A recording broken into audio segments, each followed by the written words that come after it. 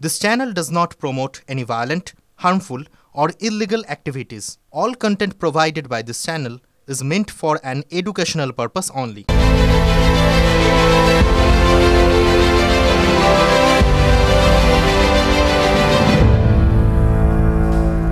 টিভি9 বাংলায় স্বাগত। আজ ঠোঁট কাটা নিয়ে আমি শর্মিষ্ঠা আপনাদের সঙ্গে রয়েছি।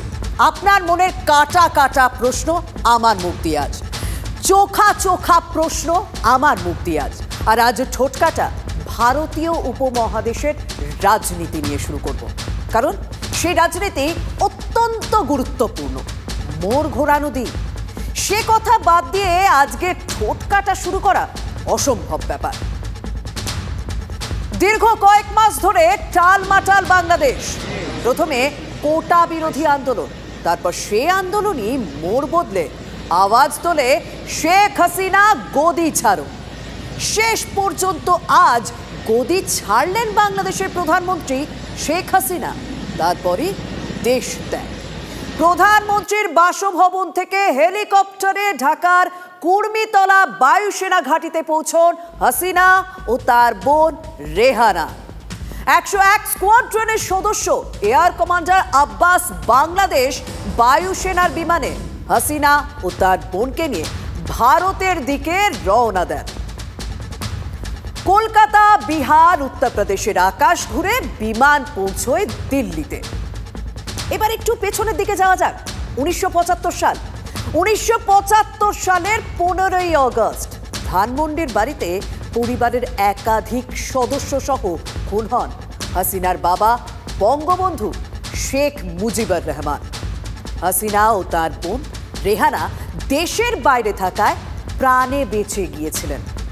প্রায় 6 বছর দিল্লির পান্ডারা রোডের বাড়িতে ভারতের আশ্রয় ছিলেন হাসিনা। আর দেখুন, বাংলাদেশের প্রধানমন্ত্রিত্ব থেকে ইস্তফা দিয়ে সেই দিল্লিতেই পৌঁছলেন হাসিনা ও তার বোন রেহানা। ওই দক্ষিণে খোলা জানালার হাওয়া। গাঙ্গুলি গ্রুপ আপনার পছন্দ বোঝে।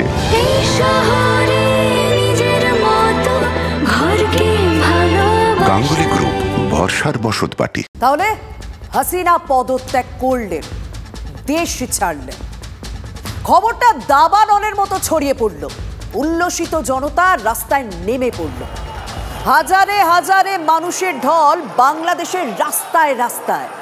এ রাজ্যে থাকা বাংলাদেশের অনেক মানুষও উল্লাসে মেতে উঠলেন। চলে গেলে অস্থিরতা এমনি অটোমেটিকলি কমে যাবে, দেশ শান্ত হয়ে যাবে।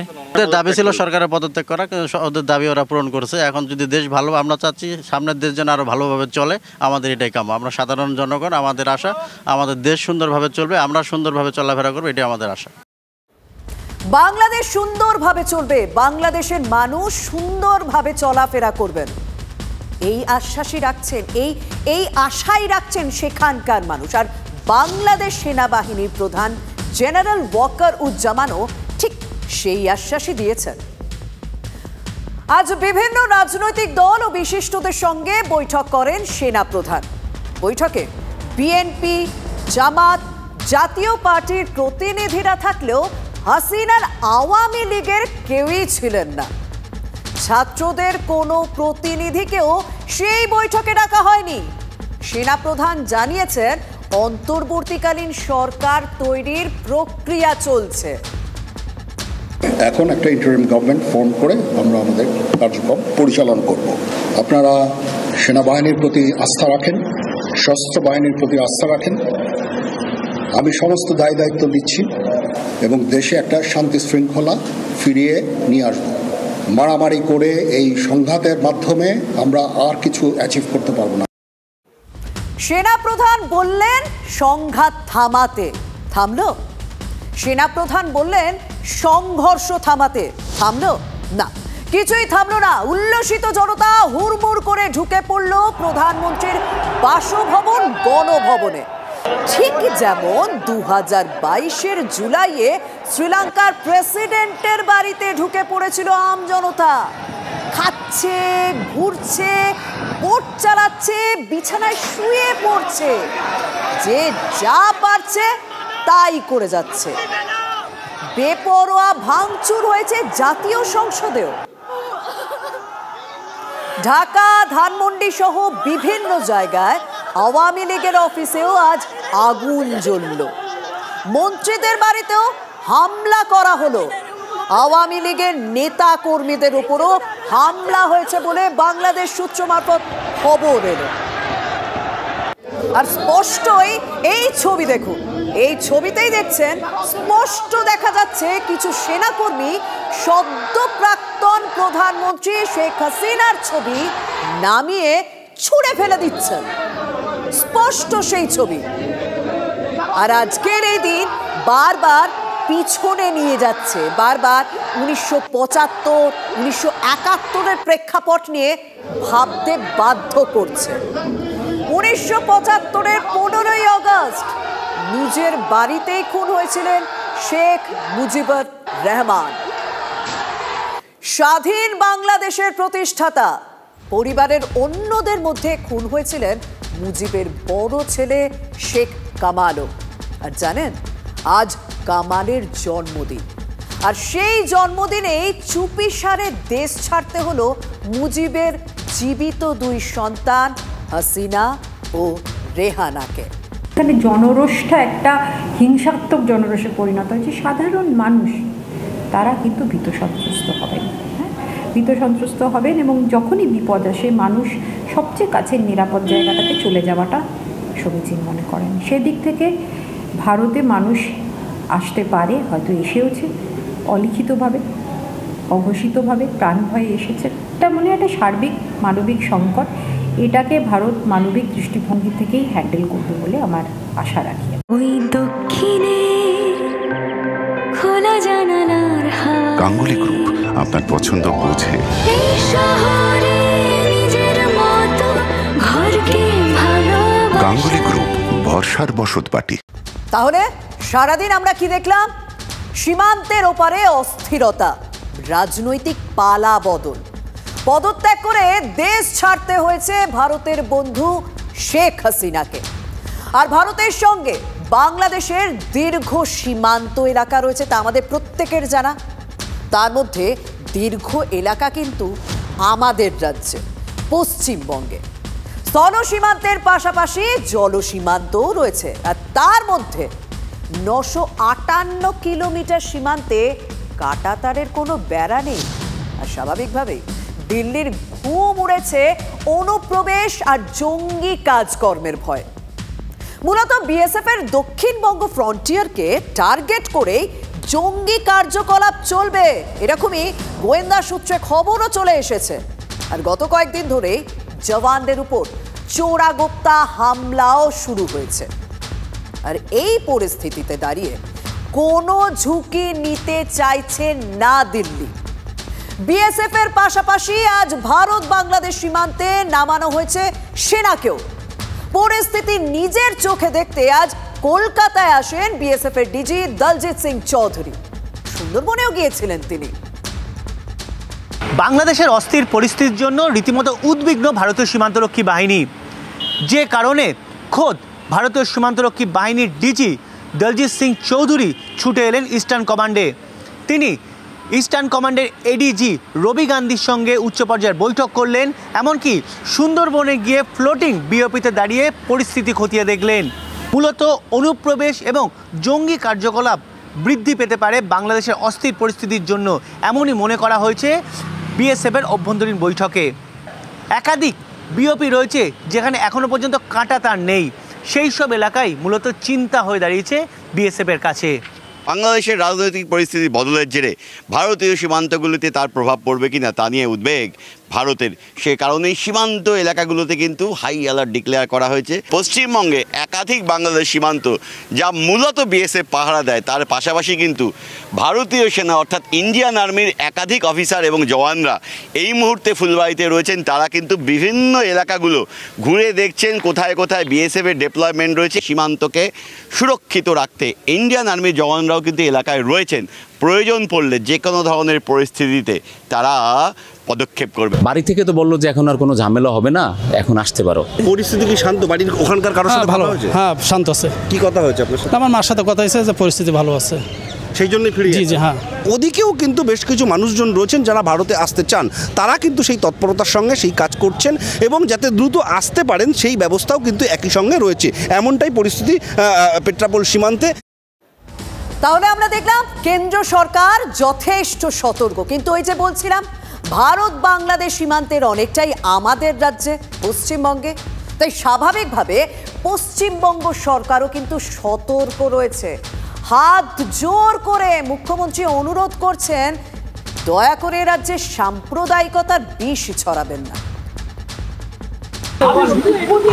আপনাদের হাত জোর করে সমস্ত সম্প্রদায়ের মানুষের কাছে শান্ত থাকুন, সুস্থ থাকুন, কেউ কোনো সাম্প্রদায়িকতার মূলক আচরণ করবেন না এবং আইন হাতে তুলে নেবেন না। যারা বিপদে পড়বে আমাদের ভাই বোনেরা, কারণ এখনো অনেকে আছে, আমরা সেটা গভর্নমেন্ট অফ ইন্ডিয়া এবং গভর্নমেন্ট অফ বাংলাদেশ সেটা দেখে রাখবো। গভর্নমেন্ট অফ ইন্ডিয়া যেভাবে বলবে আমরা সেভাবে করব। ওপার বাংলায় অস্থির পরিস্থিতি, তার প্রভাব পড়ছে এপার বাংলাতেও। আর ওপার বাংলায় যখন বঙ্গবন্ধুর মূর্তি ভাঙা হচ্ছে তখন বিষণ্ণ অধীর চৌধুরী। তিনি বলছেন ক্ষোভের বিস্ফোরণ দেখতে দেখতে তিনি নিজেই খেই হারিয়ে ফেলছেন। অবাক হয়ে দেখছিলাম যে বঙ্গবন্ধু মুজিবুর রহমান এই বাংলাদেশ নামক দেশটাকে তৈরি করলো, তার ঘাড়ে উঠে তাকে অপমান করছে। অবাক লাগছে এগুলো, কীরকম ক্ষোভ তৈরি হয়েছে, তার বিস্ফোরণ কীভাবে ঘটছে দেখতে দেখতে নিজে খেই হারিয়ে ফেলছি। বহুদিন আগে যখন ইরাক দখল হয়েছিল তখন দেখছিলাম ইরাকে সাদ্দাম হোসেনের মূর্তিকে ভাঙা হচ্ছে, সে ছিল সাদ্দাম হোসেন, কিন্তু শেখ বঙ্গবন্ধু মুজিবুর শেখ বন্ধু, সে বাংলার বন্ধু, এই বাংলাদেশের তো সৃষ্ট স্রষ্টা সে, তাকে যদি অপমান করা হয় তাহলে বাংলাদেশের আজকের অবস্থা কতটা অগ্নিগর্ভ তা বুঝতে কোনো অসুবিধা হচ্ছে না। তবে রাজ্যের বিরোধী দলনেতা শুভেন্দু অধিকারী তিনি তো তার লাইনেই রয়েছেন। কোন লাইন? মেরুকরণের লাইন। তার হিসেব 1 কোটি হিন্দু শরণার্থী এপার বাংলায় চলে আসতে বাধ্য হবেন এই অস্থির পরিস্থিতির জন্য। আপনারা প্রস্তুত থাকুন 1 কোটি শরণার্থী পশ্চিমবঙ্গে আসবে। পশ্চিমবঙ্গের মুখ্যমন্ত্রী রাজ্যপালকে বলবো অবিলম্বে ভারত সরকারের সঙ্গে কথা বলুন, কারণ সিএতে পরিষ্কার আছে ধর্মীয় উৎপীড়নের কারণে যদি কাউকে মার খেয়ে আসতে হয় আমাদের দেশ নেবে। আমি আপনাকে বলছি এই পরিস্থিতি যদি 3 দিনের মধ্যে কন্ট্রোল না হয়, জামাতের হাতে মৌলবাদীদের হাতে বাংলাদেশ যাচ্ছে। 1 কোটির বেশি হিন্দু শরণার্থীকে নেওয়ার জন্য সবাই মানসিক প্রস্তুতি নেন। আমি দরকার হলে লিখবো জয়শঙ্করজিকে, ডাইরেক্ট করতে পারি না। তবে রাজ্যের মুখ্যমন্ত্রী তিনি বারবার হাত জোর করে অনুরোধ করছেন সব রাজনৈতিক দলের নেতাদের এমন কিছু পোস্ট করবেন না যাতে সম্প্রীতির পরিবেশ নষ্ট হয়। আর আমি সমস্ত পলিটিক্যাল পার্টি লিডারদের অনুরোধ করছি এবং বিশেষ করে সমস্ত জগতের সবাইকে, দয়া করে এমন কিছু পোস্ট করবেন না যাতে কোনো সাম্প্রদায়িক সম্প্রীতি এখানে নষ্ট হয়। এবং সব দলের নেতারাই তাদের বলবো এটা দেশের ওপর ছেড়ে দিন, দেশে আমাদের সরকার আছে, তাদের উপর ছেড়ে দিন। আপনারা নিজেরা এমন কোনো কমেন্ট করবেন না যাতে কোনো হিংসা বা প্ররোচনা সৃষ্টি হতে পারে। ওপার বাংলায় বাংলাদেশের রাজনৈতিক অস্থিরতা আর এপার বাংলায় কোথাও রাজনৈতিক অস্বস্তি। কেন এই কথা বলছি? কারণ রাজ্যের রাজনীতির কোণে কোণে কান পাতলে একটা প্রশ্ন শোনা যাচ্ছে, তাহলে লহ বিদায়। বিদায় অখিলগিরি মন্ত্রিসভা থেকে। শাসক দলের নেতারা বলছেন উত্তম সিদ্ধান্ত, মানে তুমি অধম, তাই বলিয়া আমি উত্তম হইব না কেন? সে তো কপালকুণ্ডলা উপন্যাসে নবকুমারের উক্তি। দেখুন, কপালকুণ্ডলার মন্দিরে আবার কাঁথিতেই রয়েছে। আবার অখিল প্রশ্নে ভেসে উঠছে উত্তম বারিকের নাম, ওই যে কাঁথি লোকসভার তৃণমূল প্রার্থী। কুকথা এপিসোডের পর অখিলের পরিবর্তন করে উত্তম খুঁজছে শাসক দল, মানে অখিলগিরির বদলে মন্ত্রিসভায় কি উত্তম বারিক? রাজনীতিতে তো সেই কথাই ভাসছে। আপনার কিছু একটা ভুলের জন্য মন্ত্রিসভা থেকে আপনি হাতছাড়া হয়ে যাচ্ছে বা মন্ত্রিত্ব ছেড়ে দিতে হচ্ছে। মন্ত্রিসভা থেকে চলে যাচ্ছি তার জন্য আমার কোনো ক্ষোভ নেই, দুঃখ নেই।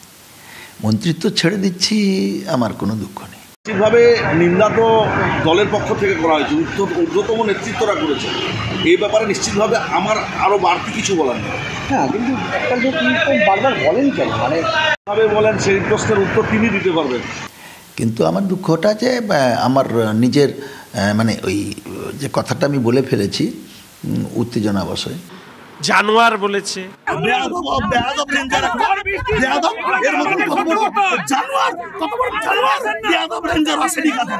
কি কি ডাং মেরে কি কি ভাষায় জীবনে শুনি নিয়েছো।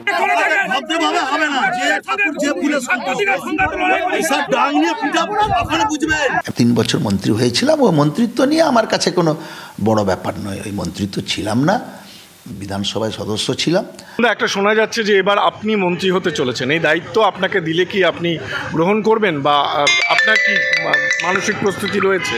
দেখুন, যদি মাননীয় মুখ্যমন্ত্রী মনে করেন যে এই দায়িত্ব আমি সামলাতে পারবো, তিনি মনে করলে নিশ্চিতভাবে দায়িত্ব কাঁধে নিয়ে চলার চেষ্টা করব।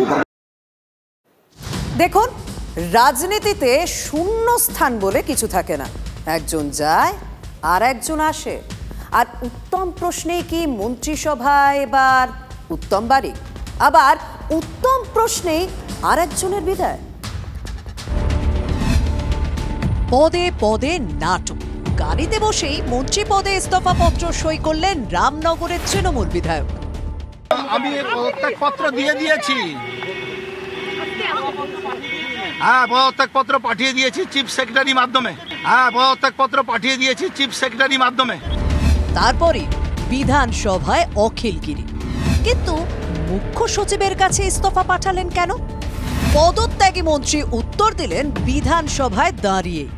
আমি বেলা 11টার সময় চিফ সেক্রেটারির কাছে পাঠিয়ে দিয়েছি, উনি আমাকে ফোন করেছিলেন, বলে বিধানসভায় মুখ্যমন্ত্রীর কাছে দেওয়ার দরকার নেই, আপনি আমাকে পাঠিয়ে দিন, আমি পাঠিয়ে দিলে আমি চিফ মিনিস্টারকে দিই।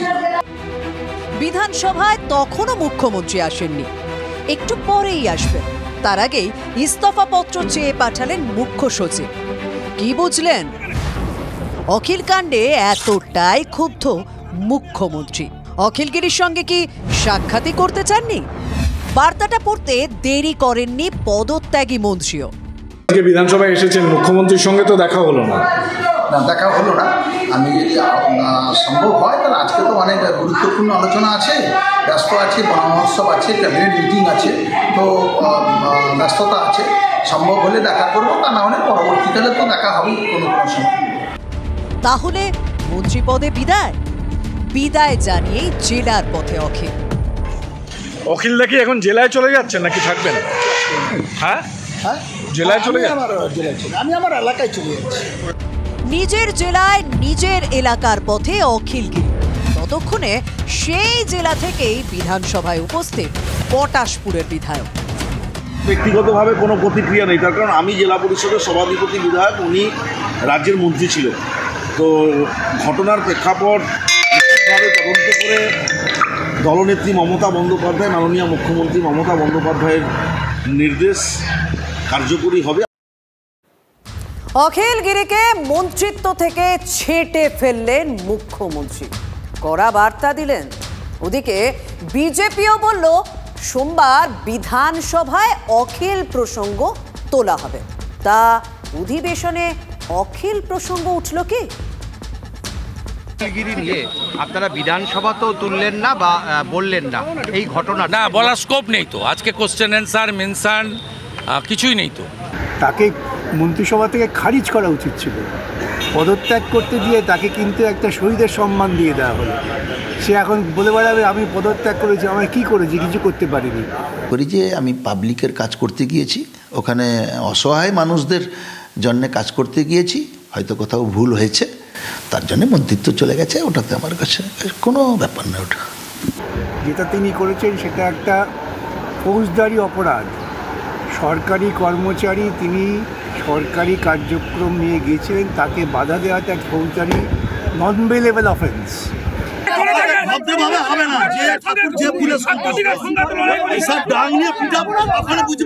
যে শাস্তি হয়েছে তাতে আমরা খুশি নই। আমরা চাই যে এফআইআর ফরেস্ট আধিকারিক করেছে তার উপরে অ্যাকশন নিই। মমতা ব্যানার্জি রাজধর্ম পালন করতে পারেন বলেই অখিলগিরির বিরুদ্ধে পদক্ষেপ নিয়েছেন। একটা রাজনৈতিক দল দেখান যে তাদের দলের অভিযুক্ত নেতার বিরুদ্ধে এই ধরনের অভিযোগ উঠলে তাদের বিরুদ্ধে দল দলগতভাবে ব্যবস্থা নিয়েছে। 354-এ Akhil Giri should arrest. This is our demand. সুতরাং পুলিশ মন্ত্রী নিজে থেকে দায়িত্ব নিয়ে বলা উচিত ছিল যে অখিলগিরিকে গ্রেপ্তার করে তার বিরুদ্ধে নির্দিষ্ট মামলা চালু করা, সেটা করেনি। আইনগত দিক থেকে সরকার তার ব্যর্থতার প্রমাণ করেছে। সরকারের উপর কোনো কালিমালিপ্ত এবং আমার দলের উপরে যদি কোনো খারাপ কাজ, এটা জনগণের কাছে যদি খারাপ লাগে, তার জন্য মুখ্যমন্ত্রীর কাছে আমি ক্ষমা প্রার্থী হয়ে চিঠি লিখছি। ওইভাবেই চিঠিটা লিখছি, মুখ্যমন্ত্রীর কাছে ক্ষমা প্রার্থী। আমি কোনো আধিকারিকের কাছে ক্ষমা কোনো দিনই চাইব না, তাতে আমার যা হয় হবে। দলের দুটি নির্দেশ ছিল, একটি পদত্যাগ জমা দেওয়া করা এবং একটি ক্ষমা চাওয়া। তিনি পদত্যাগ করেছেন, কিন্তু তিনি যদি ক্ষমা না চান তার বিরুদ্ধে কি ব্যবস্থা গৃহীত হবে সেটা দলের অনুশাসন মেলে দলের সর্বময়ী নেত্রী, দলের শৃঙ্খলা রক্ষা কমিটি তারা সিদ্ধান্ত নেবে। আচ্ছা, শুধু কি তাহলে রেঞ্জারকে হুমকি দেওয়ার জন্যই অখিল বিদায় হলো, নাকি নেপথ্যে অন্য কোনো কারণও রয়েছে? দেখুন তো একবার। দেশনেত্রী মমতা বন্দ্যোপাধ্যায়ের নির্দেশে আমাদের নেতা অভিষেক বন্দ্যোপাধ্যায় আমাকে প্রার্থী হিসাবে নাম ঘোষণা করেছিলেন। মনে আছে সেই 10ই মার্চ জনগর্জন সভা? কাঁথি থেকে বাংলার প্রার্থী, পূর্ব মেদিনীপুরের মানুষের সর্বক্ষণের কর্মী, ভূমিপুত্র, পটাশপুরের জেলা পরিষদের সভাধিপতি উত্তম বারিক। মমতা ব্যানার্জি যাকে দিয়েছে তাকে নিয়েই লড়তে হবে। লড়াই ভালো হবে, শুভেন্দু অধিকারীরা হারবে? আমি জানি না, জনগণ ভোট দিলে হারবে, জনগণ ভোট আমাদের দিলে তারা হারবে। আমাদের আপনার ছেলের প্রার্থী হওয়ার কথা ছিল। আমি জানি না, সে তো মমতা ব্যানার্জি ঠিক করবে। সেদিন প্রার্থী নিয়ে সন্তুষ্ট হয়েছিলেন কি? তারপর কাঁথিতে ডাহা ফেল তৃণমূল। মেদিনীপুর জেলা অভাবনীয় সাফল্য আপনারা দেখিয়েছেন। 16টা বিধানসভার সিট, তার মধ্যে 15টাতে লিড। পটাশপুরে 8000 গ্যাপ আছে। পটাশপুরে 8608 ভোটে লিড। সেই কেন্দ্রের বিধায়ক উত্তম বারিকই কাঁথির তৃণমূল প্রার্থী। বাকি কেন্দ্রে হার। কেন? পটাশপুর বাদ দিয়ে আর সমস্ত বিধানসভাতে দলের ভরাডুবি। এর কারণ নিশ্চিতভাবে দলীয় নেতৃত্ব যারা আছেন তারা খতিয়ে দেখবেন। আগামী দিনে নিশ্চিতভাবে সংগঠনকে ঢেলে সাজাতে উপযুক্ত সিদ্ধান্ত গ্রহণ করবেন। বিধানসভায় আজ অবধি কোনো দিন কোনো নির্বাচন ডেফিসিট হয়নি, ঘাটতি হয়নি। ওদের কাছে অর্থটা খুবই কাজ করেছে। রাজনৈতিক সাংগঠনিক দিকে তাদের তেমন কোনো লোক ছিল না। সংগঠন নেই, তবু টাকার জোরে জয়। তাহলে কি সেম সাইড? অখিল বিদায়ের পর এদিন ঘুরিয়ে সেই কথাই কি তুললেন উত্তম বারিক? আমি ব্যক্তিগতভাবে কারোর বিরুদ্ধে কোনো অভিযোগ করিনি, কিন্তু বিভিন্ন কর্মীরা বিভিন্নভাবে কাঁথি লোকসভা কেন্দ্রের নির্বাচন নিয়ে বিভিন্ন নেতৃত্বের বিরুদ্ধে অভিযোগ তুলেছেন। তার মধ্যে কি অখিলবাবুর নামও আছে? দেখুন, আপনারা তো বারে বারে বিভিন্নভাবে এলাকার মানুষের কর্মীদের ক্ষোভ উঠে এসছে যে বিভিন্ন নেতৃত্বরা কিভাবে তারা দলের সাথে সহযোগিতা করেননি। এই বার্তা বিভিন্ন এলাকা থেকে উঠে এসছে। ঘরের অন্দরে বিভীষণ, আর সেই বিভীষণ খুঁজতে রিপোর্ট চেয়েছে অভিষেক বন্দ্যোপাধ্যায়ের ক্যামাক স্ট্রিট দপ্তর। বার্তাটাও দিয়ে দিয়েছেন শাসকের নাম্বার 2। কাউন্সিলরের টিকিট পাবো, আমার ওয়ার্ড থেকে আমি জিতবো, আর লোকসভা বিধানসভায় দল প্রত্যাশিত আর আশানুরূপ ফল করবে না, আপনার বিরুদ্ধে দল ব্যবস্থা নেবে, যত বড় নেতার ছত্রছায়ায় আপনি থাকুন। তাহলে বিভীষণ খুঁজছে দল। বিভীষণ কি চিহ্নিত হলো? পূর্ব মেদিনীপুর থেকে এক মন্ত্রীর বিদায়, বদলে জেলা থেকেই মন্ত্রিসভায় আর একজন। শাসক বিরোধী দুপক্ষের কাছেই এখন মডেল পূর্ব মেদিনীপুর। মেদিনীপুরকে দেখেই কি আগামী দিনে 26-এর পালা পরিবর্তন হবে? না না, এরা যেটা করেছে আমি বলবো দক্ষিণবঙ্গে, উত্তরবঙ্গে বিজেপি শক্তিশালী, মালদা থেকে কোচবিহার, তাদের শেখানোর দরকার নেই। কিন্তু দক্ষিণবঙ্গে বিশেষ করে কলকাতা লাগোয়া জেলাগুলোতে পূর্ব মেদিনীপুরই তো মডেল হওয়া উচিত এবারের ভোটের পরে। তৃণমূল সূত্রে খবর হয়েছে পূর্ব মেদিনীপুর জেলার যে ভোটের যে ফল অর্থাৎ লোকসভা নির্বাচনে যেভাবে পর্যদুস্ত হয়েছে তৃণমূল, তার জেরে কিন্তু একাধিক সাংগঠনিক নেতৃত্ব রদবদল ঘটাতে পারে। আর তার পাশাপাশি পূর্ব মেদিনীপুর পেতে পারে নতুন মন্ত্রিত্ব। আর এই লিস্টে প্রথম নাম উঠে আসছে পূর্ব মেদিনীপুরের জেলা পরিষদের সভাধিপতি ও পটাশপুরের বিধায়ক উত্তম বারিকের। 22 সালের 26শে সেপ্টেম্বর তিনি মেদিনীপুরের একটি প্রশাসনিক সভাতে গিয়ে আমাকে জেলা পরিষদের সভাধিপতির দায়িত্ব দিয়েছিলেন।